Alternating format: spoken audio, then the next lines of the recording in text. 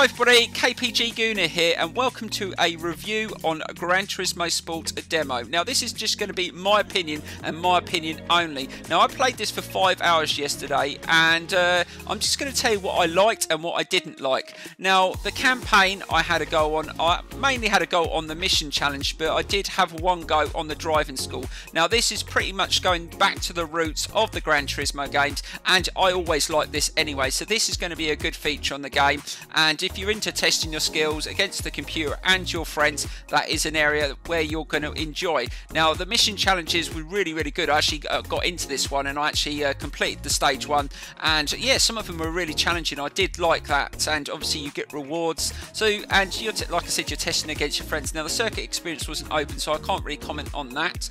Right, the sport. Now the online game modes. Now I did have a chance to have the closed beta, and I didn't really see much improvement on this. I had a few online races and they worked okay, same format as the beta, and but it kept on going down. You see, the server kept on breaking down, and that is a massive area where I think the game is going to struggle. The closed beta was a problem, and the demo's a problem. Are they going to be able to, when the full game come out, to keep that up and running?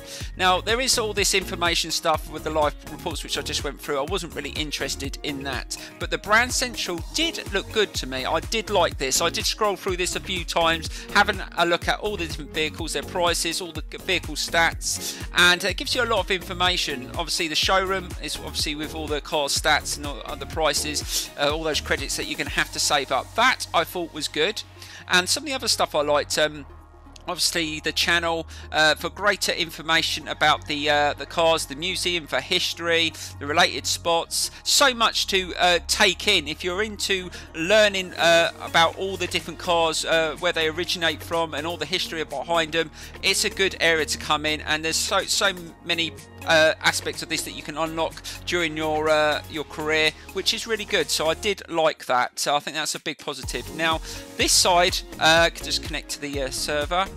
I did like the lobby. This is laid out quite nicely, and again it's going back to the roots. This looked very similar to previous Gran Turismo games, and I did like how this worked. I did have a couple of goes in this, just selecting from, obviously, but it was obviously day one, so there wasn't like a huge amount of people in it, but it worked all well, and I was quite pleased with that.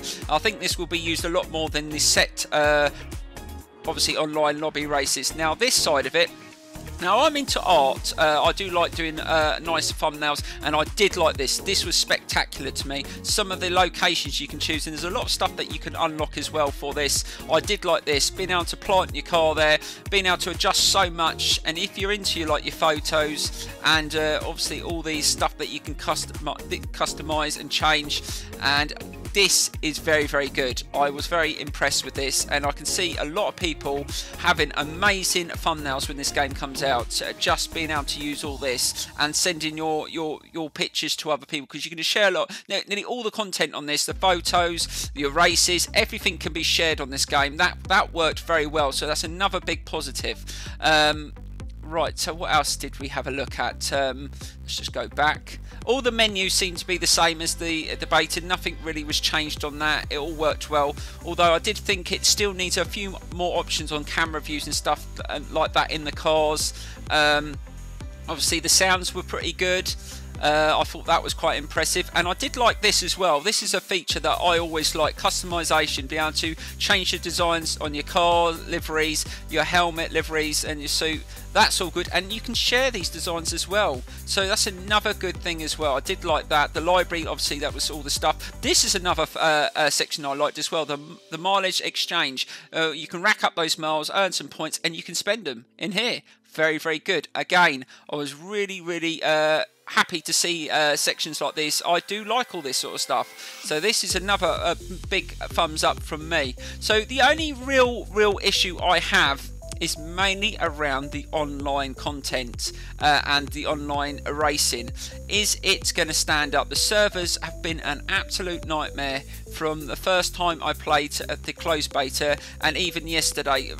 Loads of people are having loads of problems. So that is the only thing that's really I would say that, because graphically it looks amazing. I mean, I was running this on the PS4 Pro, and I could not fault the graphics and the scenery. It all worked really, really nicely. Some of the cars felt a little bit odd. I didn't think the force feedback on my... I was obviously using a Thrustmaster T300 RS. I didn't think the force feedback was strong enough.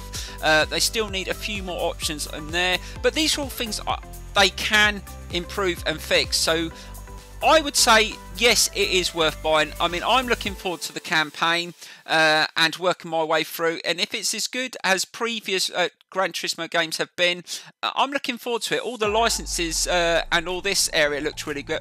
Worked really well, and there's so many different rewards that you can unlock throughout the game as well as you go through.